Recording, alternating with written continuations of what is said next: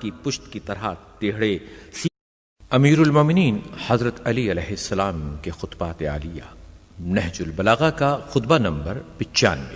اس خطبے میں حضرت علی علیہ السلام ارشاد فرماتے ہیں، اگر اللہ نے ظالم کو مہلت دے رکھی ہے تو اس کی گرفت سے تو وہ ہرگز نکل نہیں سکتا، اور وہ اس کی گزرگاہ اور گلے میں ہڈی پھنسنے کی جگہ پر موقع کا منتظر ہے۔ اس ذات کی قسم جس کے قبضے میں میری جان ہے، یہ قوم اہل شام تم پر غالب آ کر رہے گی، اس لیے نہیں کہ ان کا حق تم سے فائق ہے، بلکہ اس لیے کہ وہ اپنے ساتھی کی طرف باطل ہونے کے باوجود تیزی سے لپکتے ہیں، اور تم میرے حق پر ہونے کے باوجود سستی کرتے ہو۔ رعیتیں اپنے حکمرانوں کے ظلم و جور سے ڈرا کرتی ہیں، اور میں اپنی رعیت کے ظلم سے ڈرتا ہوں۔ میں نے تمہیں جہاد کے لیے ابھارا، لیکن تم اپنے گھروں سے نہ نکلے۔ میں نے تمہیں کارآمد باتوں کو سنانا چاہا، مگر تم نے ایک نہ سنی، اور میں نے پوشیدہ بھی اور اعلانیہ بھی تمہیں جہاد کے لیے پکارا اور للکارا، لیکن تم نے ایک نہ مانی، اور سمجھایا بجھایا، مگر تم نے میری نصیحتیں قبول نہ کیں۔ کیا تم موجود ہوتے ہوئے بھی غائب رہتے ہو؟ حلقہ بگوش ہوتے ہوئے گویا خود مالک ہو۔ میں تمہارے سامنے حکمت اور دانائی کی باتیں کرتا ہوں، اور تم ان سے بھڑکتے ہو۔ تمہیں بلند پایا نصیحتیں کرتا ہوں، اور تم پراگندہ خاطر ہو جاتے ہو۔ میں ان باغیوں سے جہاد کرنے کے لیے تمہیں آمادہ کرتا ہوں، تو ابھی میری بات ختم بھی نہیں ہوتی کہ میں دیکھتا ہوں کہ تم اولاد سبا کی طرح تتر بتر ہو گئے، اپنی نشست گاہوں کی طرف واپس چلے جاتے ہو، اور ان نصیحتوں سے غافل ہو کر ایک دوسرے کے چکمے میں آ جاتے ہو۔ صبح کو میں تمہیں سیدھا کرتا ہوں، اور شام کو جب آتے ہو تو ویسے کے ویسے ہی کمان کی پشت کی طرح ٹیڑھے۔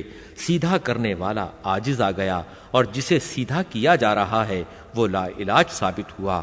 اے وہ لوگو جن کے جسم تو حاضر ہیں اور عقلیں غائب اور خواہشیں جدا جدا ہیں، ان پر حکومت کرنے والے ان کے ہاتھوں آزمائش میں پڑے ہوئے ہیں۔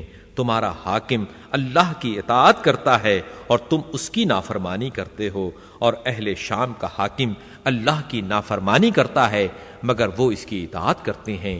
خدا کی قسم میں یہ چاہتا ہوں کہ معاویہ تم میں سے 10 مجھ سے لے لے، اور بدلے میں اپنا ایک آدمی مجھے دے دے، جس طرح دینار کا تبادلہ درہموں سے ہوتا ہے۔ اے اہل کوفہ، میں تمہاری 3 اور ان کے علاوہ 2 باتوں میں مبتلا ہوں۔ پہلے تو یہ کہ تم کان رکھتے ہوئے بہرے ہو، اور بولنے چالنے کے باوجود گونگے ہو، اور آنکھیں ہوتے ہوئے بھی اندھے ہو، اور پھر یہ کہ نہ تم جنگ کے موقع پر سچے جواں مرد ہو، اور نہ قابل اعتماد بھائی ہو۔ اسے بھی اونٹوں کی چال ڈھال والوں کہ جن کے چرواہے گم ہو چکے ہوں ان کی طرف سے گھیر کر لایا جاتا ہے تو دوسری طرف سے بکھر جاتے ہو۔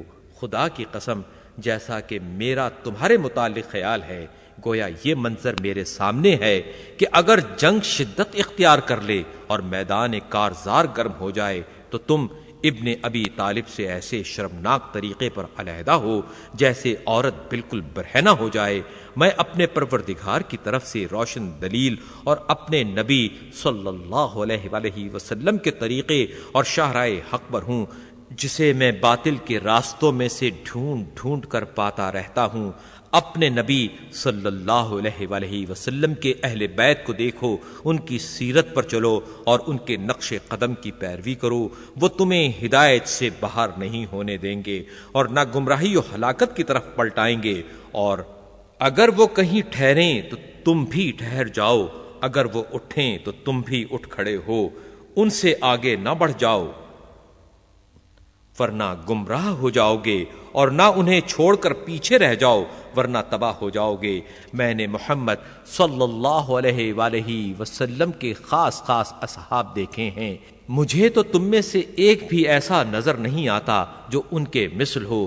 وہ اس عالم میں صبح کرتے تھے کہ ان کے بال بکھرے ہوئے اور چہرے خاک سے اٹے ہوئے ہوتے تھے، جبکہ رات کو وہ سجود و قیام میں کاٹ چکے ہوتے تھے، اس عالم میں کہ کبھی پیشانیاں سجدے میں رکھتے تھے اور کبھی رخسار اور حشر کی یاد سے اس طرح بے چین رہتے تھے کہ جیسے انگاروں پر ٹھہرے ہوئے ہوں، اور لمبے سجدوں کی وجہ سے ان کی آنکھوں کے درمیان پیشانیوں پر بکری کے گھٹنوں ایسے گٹھے پڑے ہوئے تھے۔